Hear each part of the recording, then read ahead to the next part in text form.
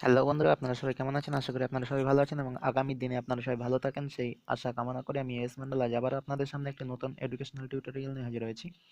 তো আজকের টিপস হলো 2018 সালের উচ্চ মাধ্যমিক পরীক্ষার ইতিহাসের সপ্তম অধ্যায় অর্থাৎ ঠান্ডা লড়াইয়ের যুগ এর এমসিকিউ। তো তার প্রথম প্রশ্ন হলো, সেকেন্ড ফ্রন্ট বা দ্বিতীয় রণাঙ্গন কি?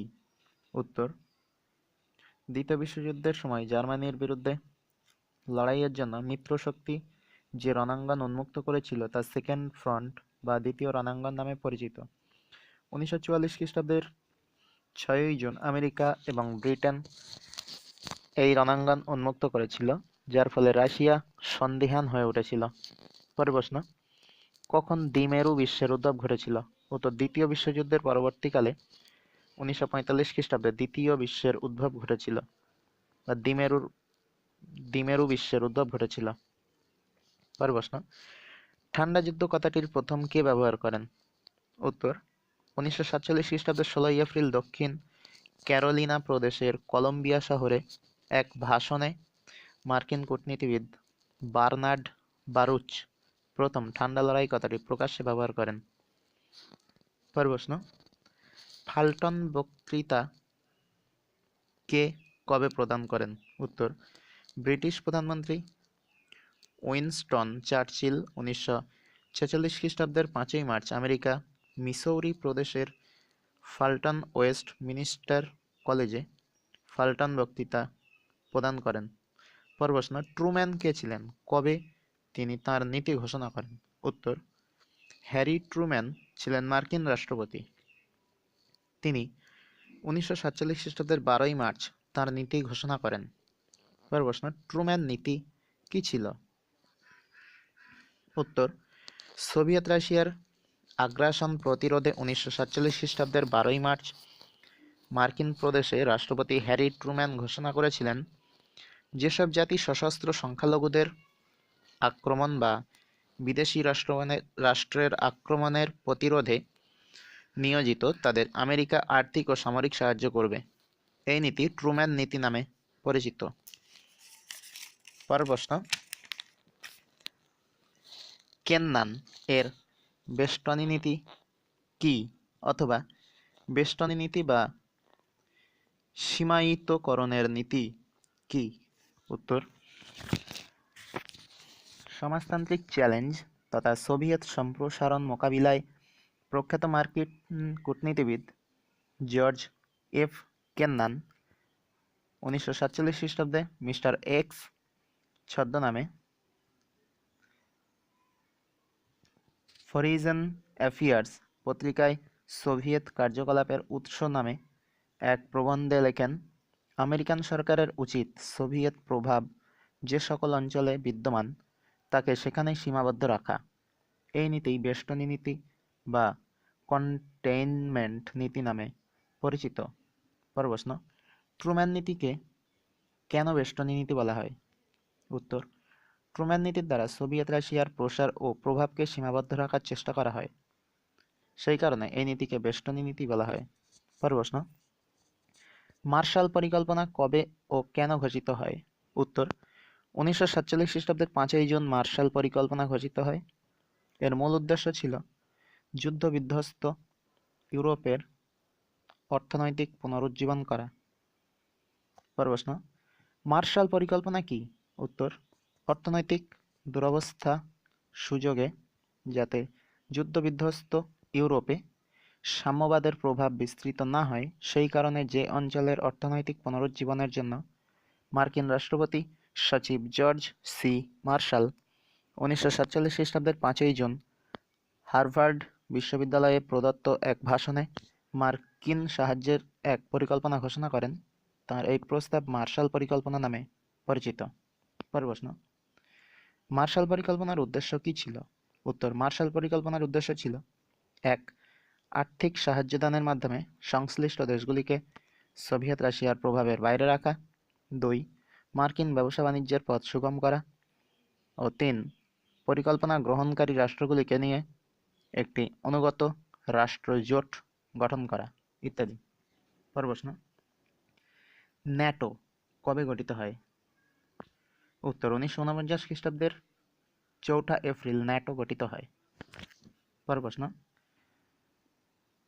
কমিনফর্ম কবে গঠিত হয়? উত্তর 1947 খ্রিস্টাব্দের সেপ্টেম্বরে কমিনফর্ম গঠিত হয়। পরের প্রশ্ন, কমিনফর্ম কাকে বলে? উত্তর ইউরোপে কমিউনিস্ট বিরোধী মার্কিন প্রয়াসের পরিপ্রেক্ষিতে সোভিয়েত রাশিয়া তার অনুগামী পোল্যান্ড, রোমানিয়া, বুলগেরিয়া প্রভৃতি সাম্যবাদী দেশগুলিকে নিয়ে 1947 খ্রিস্টাব্দের সেপ্টেম্বর মাসে কমিনফর্ম বা কমিউনিস্ট ইনফরমেশন ব্যুরো গঠন করে। পূর্ব ইউরোপে সাম্যবাদী ব্যবস্থাকে সুনিয়ন্ত্রণ করা, ওই দেশের কমিউনিস্ট কাজের মধ্যে সমন্বয় সাধন করা এবং মার্কিন সাম্রাজ্যবাদের বিরুদ্ধে প্রচার চালানোই ছিল এর উদ্দেশ্য। এর সদর দপ্তর বেলগ্রেডে স্থাপিত হয়।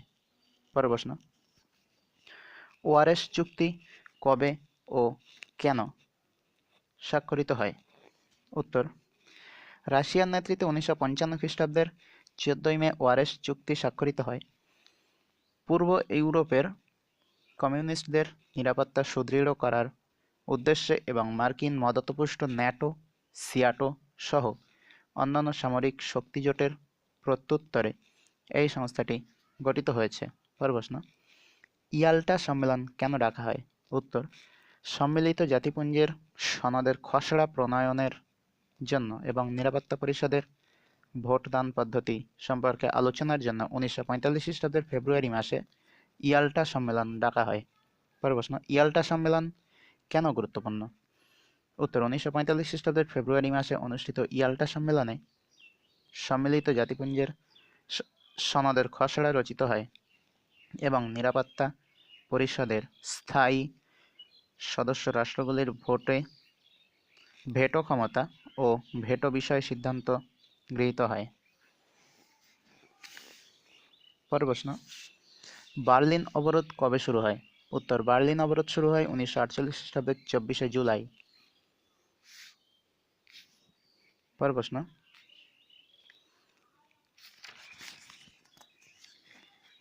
বুলগানিন কে ছিলেন?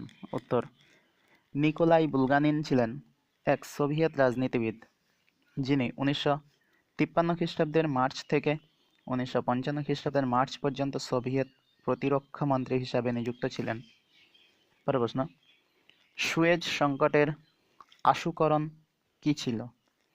উত্তর সুয়েজ সংকটের আশুকারণ ছিল 1956 খ্রিস্টাব্দের 26শে জুলাই মিশরের রাষ্ট্রপ্রধান গামাল আবদেল নাসের কর্তৃক সুয়েজ খাল ও সুয়েজ ক্যানাল কোম্পানির জাতীয়করণের ঘোষণা। পরের প্রশ্ন, ফিদেল কাস্ত্রো কে ছিলেন? উত্তর কিউবার জাতীয়তাবাদী নেতা ফিদেল কাস্ত্রো 1959 খ্রিস্টাব্দের মার্কিন মদতপুষ্ট কিউবার একনায়কতন্ত্রী বতিস্তা সরকারের পদচ্যুত করে প্রধানমন্ত্রী দায়িত্বভার গ্রহণ করেন 1959 থেকে 1976 খ্রিস্টাব্দ এবং পরবর্তীকালে 1976 থেকে 2008 খ্রিস্টাব্দ দেশের রাষ্ট্রপতি নিযুক্ত হন। অন্যদিকে 1961 থেকে 2011 খ্রিস্টাব্দ পর্যন্ত তিনি কিউবা কমিউনিস্ট পার্টির প্রথম সম্পাদক পদে নিযুক্ত ছিলেন। পরের প্রশ্ন, কিউবা ক্ষেপণাস্ত্র সংকট 1962 খ্রিস্টাব্দে বলতে কি বোঝায়? উত্তর মার্কিন আক্রমণের আশঙ্কায় 1962 খ্রিস্টাব্দের কিউবা সোভিয়েত রাশিয়ার কাছে সাহায্য প্রার্থনা করলে রাশিয়া কিউবায় আণবিক ক্ষেপণাস্ত্র পাঠায় এবং আণবিক ক্ষেপণাস্ত্র উৎক্ষেপণ কেন্দ্র স্থাপন করে। অন্যদিকে আমেরিকা কিউবার বিরুদ্ধে নৌ অনুরোধ করে, ফলে সমগ্র ল্যাটিন আমেরিকায় যুদ্ধের পরিমণ্ডল তৈরি হয়, যা কিউবা সংকট নামে পরিচিত। পরের প্রশ্ন, দাঁতাত কি? উত্তর ফরাসি শব্দ দাঁতাত এর অর্থ উত্তেজনার প্রশমন ও বন্ধুত্বের পুনঃপ্রতিষ্ঠা। 1960 এর দশক থেকে মার্কিন যুক্তরাষ্ট্র ও সোভিয়েত ইউনিয়নের মধ্যে যে মতাদর্শগত লড়াই এবং পরস্পরের প্রতি যে অবিশ্বাস ও সন্দেহ ছিল, ধীরে ধীরে তার অবসান ঘটতে থাকে এবং এক পারিপার্শ্বিক সহাবস্থান নীতি গৃহীত হয়। এই ঘটনাকে বলা হয় দাঁতাত বা বিবাদাবসান। পরের প্রশ্ন, কবে দিয়েন বিয়েন ফুর যুদ্ধ সংঘটিত হয়? উত্তর 1954 খ্রিস্টাব্দের মার্চ মাসে ভিয়েতনাম দিয়েন বিয়েন ফুর যুদ্ধ সংঘটিত হয়। পরের প্রশ্ন, দিয়েন বিয়েন ফুতে কি ঘটেছিল অথবা দিয়েন বিয়েন ফুর ঘটনা কি? উত্তর, ভিয়েত মিন সেনাপতি জেনারেল নগুয়েন গিয়াপ টংকিং দিয়েন বিয়েন ফু নামক স্থানে অবস্থিত ফরাসি অস্ত্রভান্ডার ও দুর্ভেদ্য ঘাঁটিকে 1954 খ্রিস্টাব্দের মার্চ মাস নাগাদ এক আক্রমণ চালিয়ে ছিন্ন ভিন্ন করে দেন। এটাই দিয়েন বিয়েন ফুর ঘটনা নামে পরিচিত। পরের প্রশ্ন, 1954 খ্রিস্টাব্দে জেনেভা সম্মেলন কেন ডাকা হয়েছিল? উত্তর, দিয়েন বিয়েন ফুর যুদ্ধে ফ্রান্সের চূড়ান্ত পরাজয়ের পর ইন্দোচীন সমস্যার সমাধানের উদ্দেশ্যে 1954 খ্রিস্টাব্দের 8ই মে জেনেভা সম্মেলন ডাকা হয়েছিল।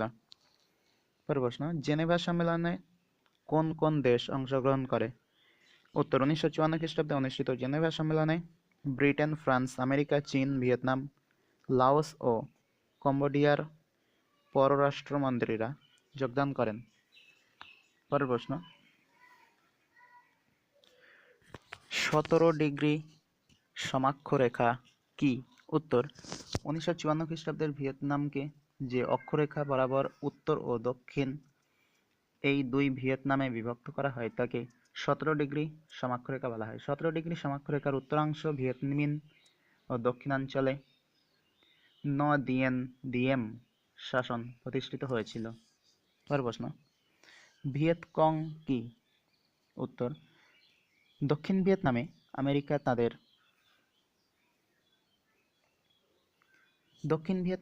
আমেরিকার তাবেদার সরকারের অবসান ও উত্তর ভিয়েতনামে সংযুক্তির উদ্দেশ্যে দক্ষিণ ভিয়েতনামে পিপলস লিবারেশন আর্মড ফোর্স নামক যে গেরিলা বাহিনী গড়ে উঠেছিল তা ভিয়েত কং বা ভিয়েতনামি কমিউনিস্ট নামে পরিচিত। পরের প্রশ্ন, কবে এবং কাদের মধ্যে কৌশলগত অস্ত্রশস্ত্রের সীমিতকরণ চুক্তি সল্ট ওয়ান স্বাক্ষরিত হয়েছিল? উত্তর, 1972 খ্রিস্টাব্দে আমেরিকা ও সোভিয়েত ইউনিয়নের মধ্যে সল্ট ওয়ান চুক্তি স্বাক্ষরিত হয়। পরের প্রশ্ন, পেরেস্ত্রোইকা কি? উত্তর, পেরেস্ত্রোইকা শব্দের অর্থ আর্থিক ও সামাজিক সংস্কার। 1990 খ্রিস্টাব্দে রাশিয়ার রাষ্ট্রপতি নির্বাচিত হওয়ার পর মিখাইল গর্বাচেভ অর্থনৈতিক ও সামাজিক ক্ষেত্রে, ব্যক্তিগত ব্যবসা বাণিজ্যের ক্ষেত্রে প্রতিদ্বন্দ্বিতার সূচনা ও উৎপাদন ক্ষেত্রে রাষ্ট্রীয় কর্তৃত্বের অবসান প্রভৃতি যে নতুন কর্মসূচি গ্রহণ করেছিল তা পেরেস্ত্রোইকা নামে পরিচিত। পরের প্রশ্ন, গ্লাসনস্ত কি? উত্তর, গ্লাসনস্ত শব্দটির অর্থ হল মুক্তাবস্থা। 1990 খ্রিস্টাব্দে রাশিয়ার রাষ্ট্রপতি নির্বাচিত হওয়ার পর মিখাইল গর্বাচেভ মানবাধিকার ও সাংস্কৃতিক কার্যকলাপের ক্ষেত্রে যে মুক্ত ব্যবস্থা গ্রহণ করেছিল তা গ্লাসনস্ত নামে পরিচিত।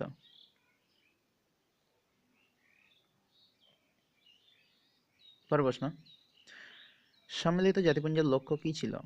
উত্তর, সম্মিলিত জাতিপুঞ্জের মূল লক্ষ্য ছিল যুদ্ধের হাত থেকে পৃথিবীকে রক্ষা করা এবং বিশ্বশান্তি ও নিরাপত্তা সুনিশ্চিত করা। পরের প্রশ্ন, জাতিপুঞ্জের প্রথম মহাসচিব কে ছিলেন? উত্তর, জাতিপুঞ্জের প্রথম মহাসচিব ছিলেন ট্রিগোভি লি। পরের প্রশ্ন, জোট নিরপেক্ষ নীতি কাকে বলে?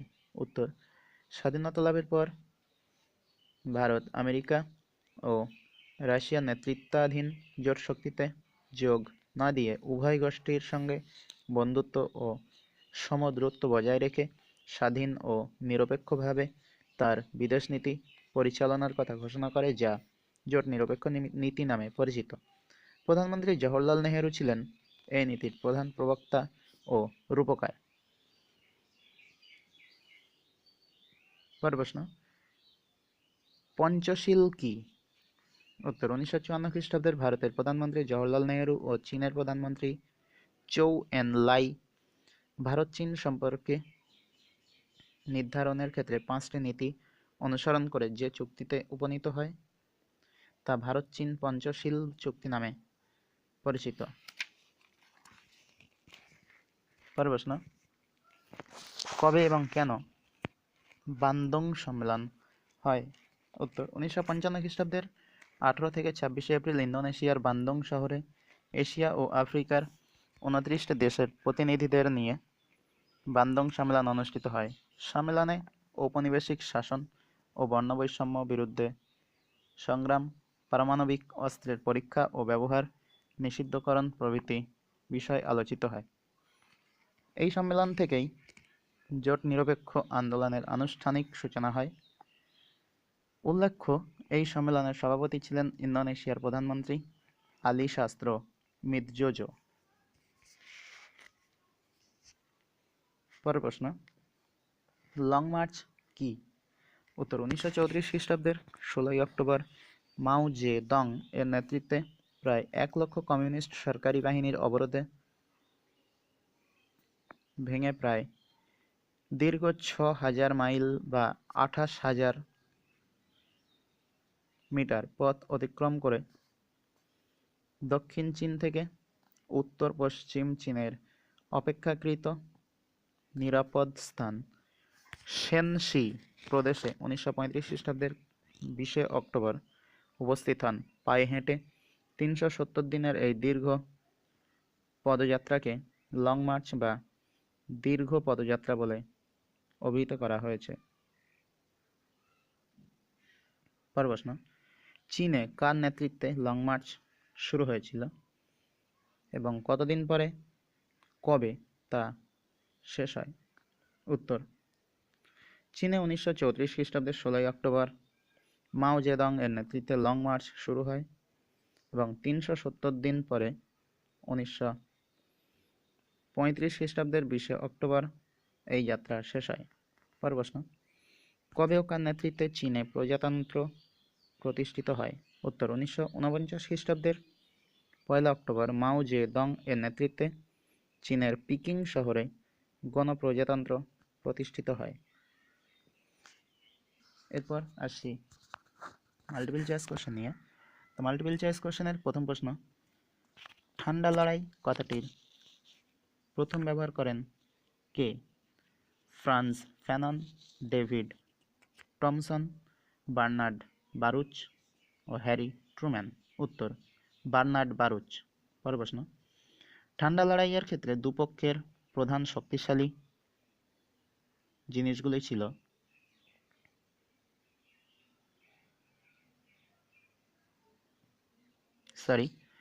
ঠান্ডা লড়াইয়ের ক্ষেত্রে দুপক্ষের প্রধান শক্তিগুলি ছিল: 1. ফ্রান্স ও গ্রেট ব্রিটেন, 2. সোভিয়েত রাশিয়া ও মার্কিন যুক্তরাষ্ট্র, 3. গ্রেট ব্রিটেন ও জার্মান, 4. জাপান ও মার্কিন যুক্তরাষ্ট্র। উত্তর, সোভিয়েত রাশিয়া ও মার্কিন যুক্তরাষ্ট্র। পরের প্রশ্ন, ফাল্টন বক্তৃতা প্রদান করেন রুজভেল্ট, ট্রুম্যান, চার্চিল, স্ট্যালিন। উত্তর, চার্চিল। পরের প্রশ্ন, মিস্টার এক্স ছদ্মনাম ব্যবহার করেন George Kennan, Harry Truman, Roosevelt ও চার্চিল। উত্তর, জর্জ কেন্নান। পরের প্রশ্ন, 1949 খ্রিস্টাব্দে সোভিয়েত বিরোধী যে সামরিক চুক্তি হয়েছিল তা হল ন্যাটো, সিয়াটো, ব্রাসেলস ও ওয়ারশ। উত্তর, ন্যাটো। পরের প্রশ্ন, উত্তর আটলান্টিক সামরিক জোট বা ন্যাটো কবে গঠিত হয়? 1949 সালে, 1950 সালে, 1951 সালে, 1948 সালে। উত্তর, 1949 সালে। পরের প্রশ্ন, ইয়াল্টা সম্মেলন আহুত হয় 1946 খ্রিস্টাব্দে, 1944 খ্রিস্টাব্দে, 1945 খ্রিস্টাব্দে, 1943 খ্রিস্টাব্দে। উত্তর 1945 খ্রিস্টাব্দে। পরের প্রশ্ন, পটসডাম সম্মেলন অনুষ্ঠিত হয়েছিল 1943 খ্রিস্টাব্দে, 1945 খ্রিস্টাব্দে, 1946 খ্রিস্টাব্দে, 1948 খ্রিস্টাব্দে। উত্তর 1945 খ্রিস্টাব্দে। পরের প্রশ্ন, বার্লিন অবরোধ শুরু হয় 1948 খ্রিস্টাব্দের 20 মার্চ, 19 মার্চ, 24 জুন ও 24 জুলাই। উত্তর 24 জুলাই। পরের প্রশ্ন, সুয়েজ খাল জাতীয়করণ করেন নেহেরু, টিটো, চার্চিল, নাসের। উত্তর নাসের।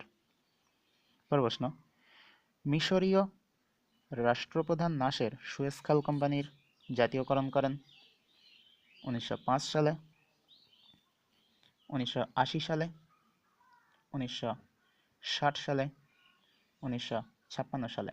উত্তর 1956 সালে।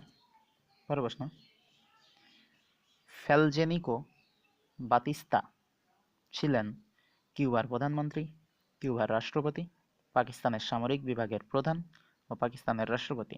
উত্তর কিউবার রাষ্ট্রপতি। পরের প্রশ্ন, ভিয়েতমিন কে গঠন করেন? সুকর্ণ, সলোমন বন্দর নায়েক, হোচিমিন ও সিহানুক। উত্তর হোচিমিন। পরের প্রশ্ন, মাইলাই ঘটনাটি ঘটে ভিয়েতনামে, জাপানে, দিল্লিতে, কোরিয়াতে। উত্তর ভিয়েতনামে। পরের প্রশ্ন, ভিয়েতনাম গণতান্ত্রিক প্রজাতন্ত্রের প্রতিষ্ঠাতা ছিলেন জওহরলাল নেহেরু, সুকর্ণ, হোচিমিন ও নগুয়েন গিয়াপ। উত্তর হোচিমিন। পরের প্রশ্ন, দিয়েন বিয়েন ফুর যুদ্ধ সংগঠিত হয় 1943 সালে, 1951 সালে, 1980 সালে, 1954 সালে। উত্তর 1954 সালে। পরের প্রশ্ন, দিয়েন বিয়েন ফুর যুদ্ধে কে জয়ী হয়েছিল? ভিয়েতনাম, ফ্রান্স, মার্কিন যুক্তরাষ্ট্র, কম্বোডিয়া। উত্তর ভিয়েতনাম। পরের প্রশ্ন, টেট অভিযান কবে সংগঠিত হয়? 1965 খ্রিস্টাব্দে, 1968 খ্রিস্টাব্দে, 1969 খ্রিস্টাব্দে, 1970 খ্রিস্টাব্দে। উত্তর 1968 খ্রিস্টাব্দে। পরের প্রশ্ন, পেরেস্ত্রয়িকার প্রবর্তক ছিলেন ক্রুশ্চেভ, লেনিন, স্ট্যালিন, গর্বাচেভ। উত্তর গর্বাচেভ। পরের প্রশ্ন, জোট নিরপেক্ষ আন্দোলনের প্রধান উদ্যোক্তা ছিলেন Jawaharlal Nehru, Marshal Tito, doctor Sukarno, Gamal Abdel Nasser. উত্তর জওহরলাল নেহেরু। পরের প্রশ্ন, বাদুং সম্মেলনে চীনের প্রতিনিধিত্ব করেন মাও জেদং, চৌ এন লাই, চিয়াং কাই শেক ও সান ইয়াত সেন। উত্তর চৌ এন লাই। পরের প্রশ্ন, 27 দফা দাবি পেশ করা হয়েছিল কোন সম্মেলনে? বাদুং সম্মেলনে, বেলগ্রেড সম্মেলনে, নতুন দিল্লি সম্মেলনে, তেহরান সম্মেলনে। উত্তর বেলগ্রেড সম্মেলনে। পরের প্রশ্ন, কায়রো সম্মেলন অনুষ্ঠিত হয় 1901 খ্রিস্টাব্দে, 1972 খ্রিস্টাব্দে, 1951 খ্রিস্টাব্দে, 1961 খ্রিস্টাব্দে। উত্তর 1961 খ্রিস্টাব্দে। পরের প্রশ্ন, জোট নিরপেক্ষ আন্দোলনের যুক্ত ছিল না ভারত, মিশর, ফ্রান্স, যুগোস্লোভিয়া। উত্তর ফ্রান্স। পরের প্রশ্ন, আরব লীগ গঠিত হয় 1906 সালে, 1951 সালে, 1968 সালে, 1945 সালে। উত্তর 1945 খ্রিস্টাব্দে। পরের প্রশ্ন, আরব লীগের অধীন ছিল না মিশর, লেবানন, ইরাক, ইসরায়েল। উত্তর ইসরায়েল। পরের প্রশ্ন, জিওনিস্টদের মধ্যে সংগঠনে সভাপতি ছিলেন Nasser, Ben Gurion, Weizmann, Arafat. উত্তর বেন গুরিয়ন। তো বন্ধুরা, আজকের টিপস এই পর্যন্তই। দেখা হবে আবার পরের চ্যাপ্টার নিয়ে। ততক্ষণ পর্যন্ত আপনারা সবাই ভালো থাকবেন।